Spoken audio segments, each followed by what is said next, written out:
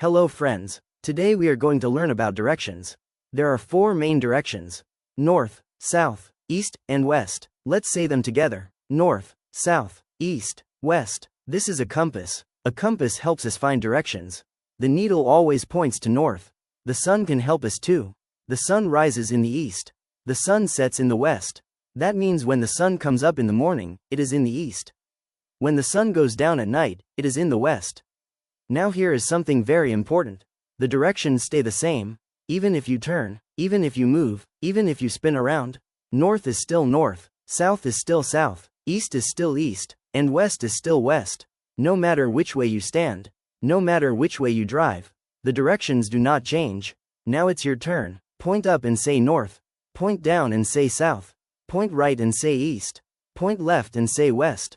Amazing job, you are learning your directions. See you next time, explorers.